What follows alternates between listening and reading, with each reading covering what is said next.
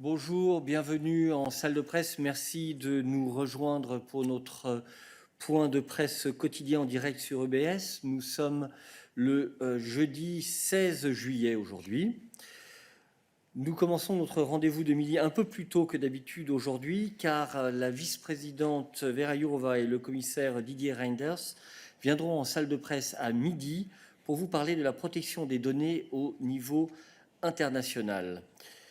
Puis, à 12h30, nous aurons une conférence de presse par la vice-présidente exécutive Margrethe Vestager sur une enquête sectorielle dans le domaine de la concurrence. Nous allons donc essayer de limiter notre rendez-vous de midi à une demi-heure pour ne pas faire attendre les commissaires. Je vous remercie de votre compréhension et bien entendu, vous pourrez adresser certaines de vos questions, notamment dans le domaine de la concurrence, à Madame Vestager directement. Suite notamment au jugement d'hier. But before we take your questions, we have a few announcements for you. First, I want to share two updates to the President's agenda. This afternoon, President von der Leyen will receive Mr. Andrzej Plenković, the Prime Minister of Croatia.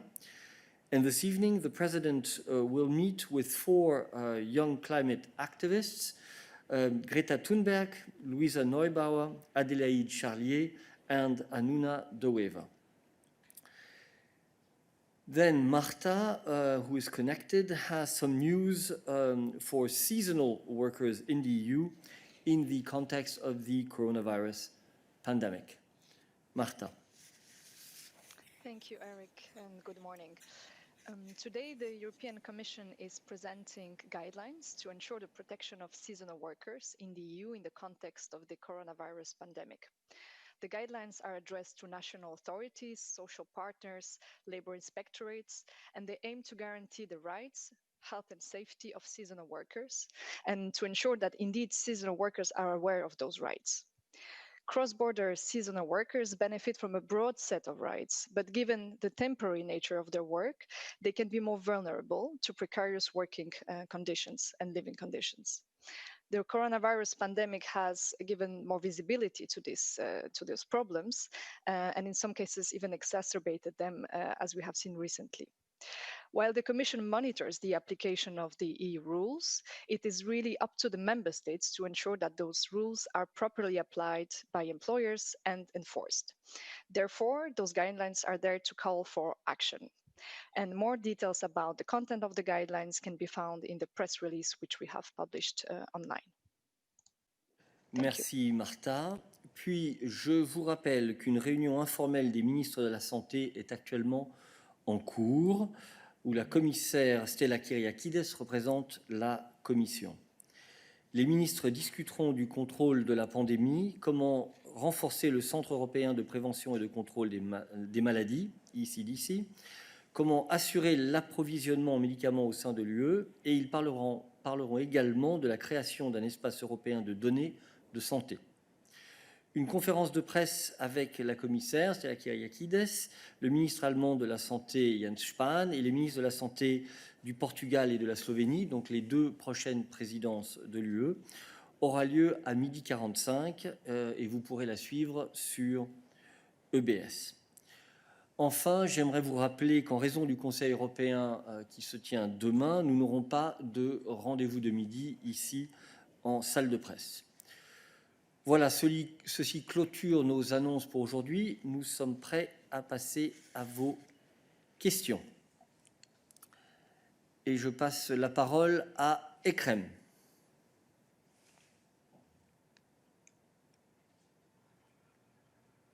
Allô. Hi, bonjour. Oui, bonjour. Hi, bonjour. Merci Eric. J'ai une question pour Anna sur l'Albanie, si c'est possible. Et là, vous m'entendez? Absolument. Absolument.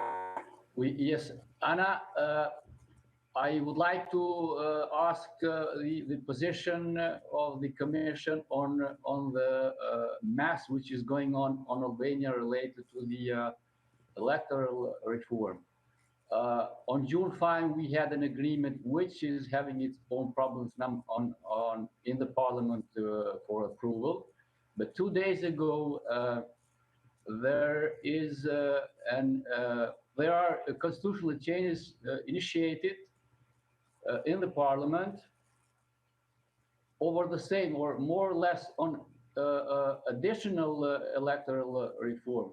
Now, if the June 5 agreement fails to be approved in the parliament, but at the other side we have the constitutional changes approved, how will that impact the opinion or the position of the Commission, knowing that Albania needs to approve electoral reform to boost its chances for opening the first chapters in the EU negotiations?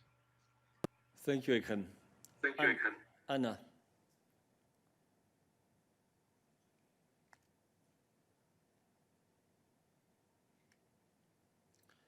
Can you hear me?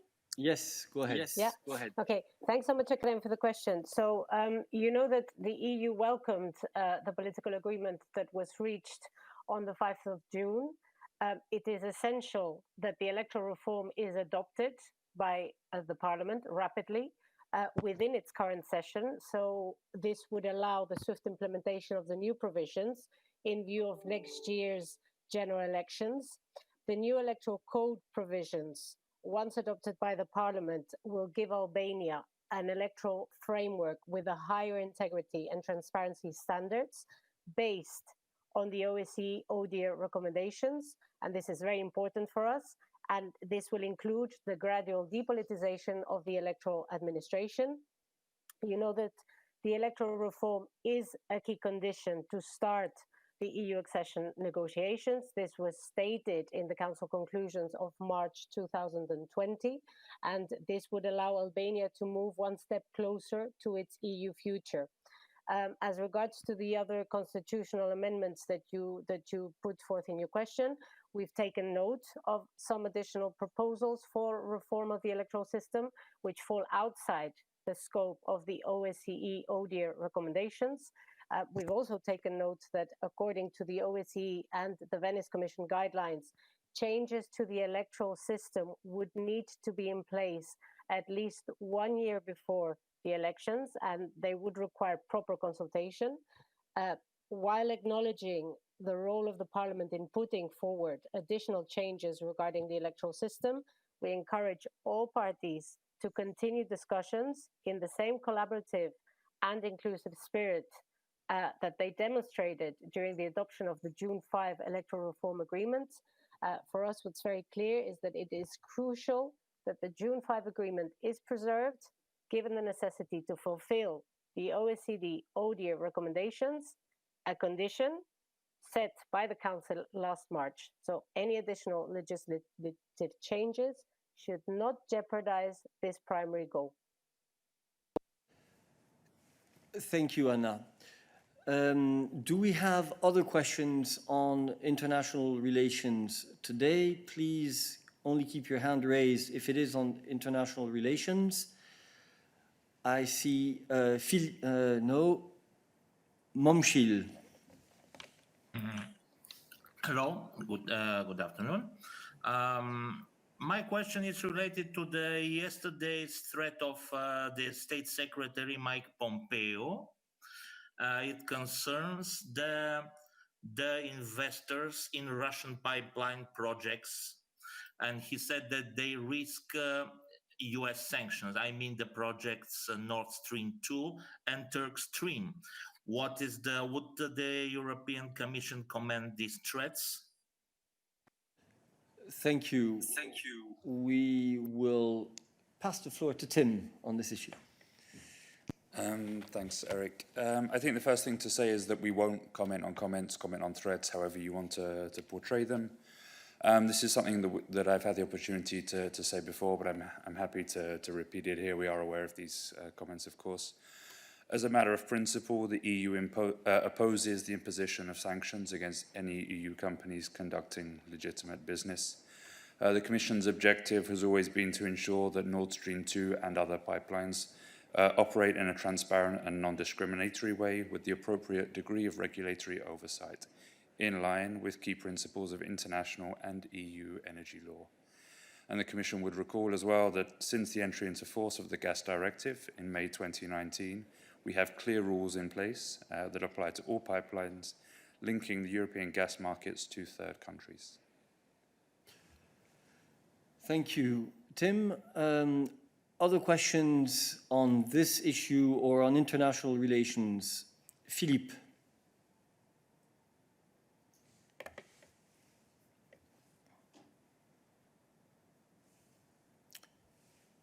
Philippe, il faut appuyer sur Speak.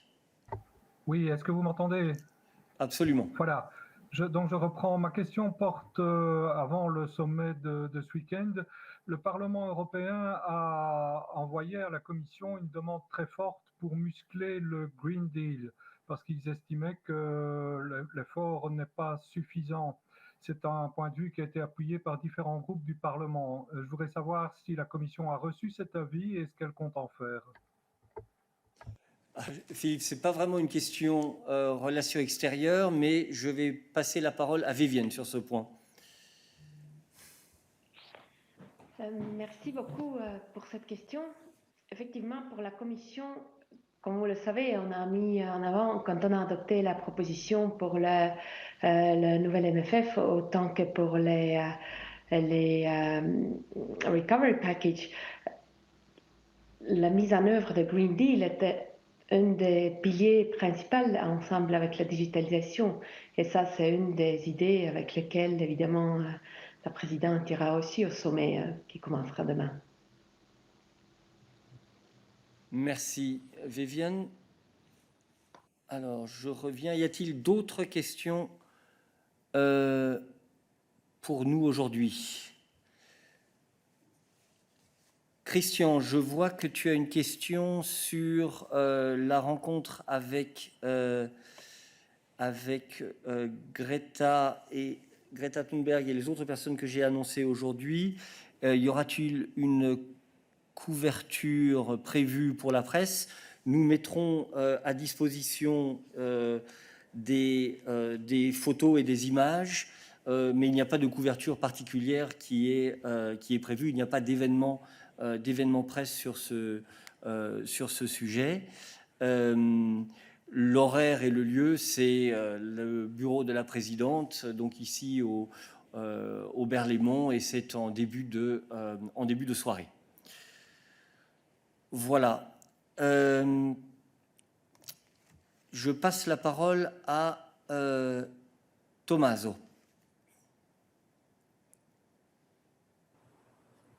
Yes, good morning. Thank you for the floor. It's just a question about Italy, if I may. The Italian government reached an agreement with the shareholders of Autostrade per l'Italia. The Benetton family is complaining publicly that they are being illegally expropriated and things like that.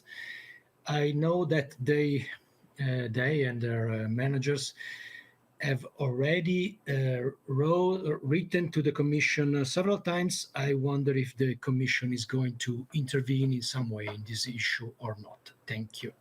Thank you. A question for Arianna. I think we will recall what is the framework in this context rather than comment on the individual case.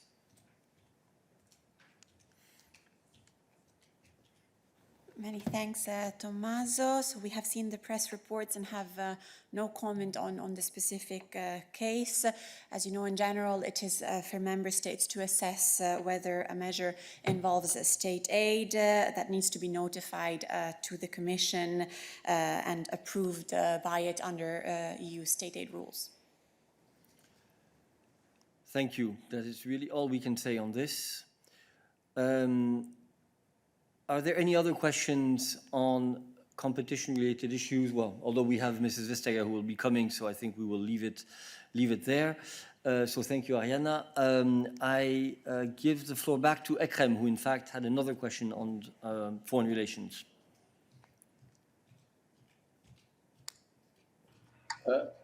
Thank you, Eric.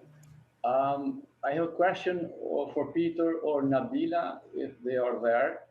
It's about the ongoing Kosovo-Serbia dialogue. The question is, have the office of Mr. Lajcak and Mr. Borrell agreed with both sides on the methodology of the dialogue, meaning whether both sides are going to discuss and announce at the end the eventual deal as a whole package, or they are going to discuss one topic, announce eventual deal on one topic, and after the second or third, and so on and so on. Which one of these two methodologies have been discussed in case?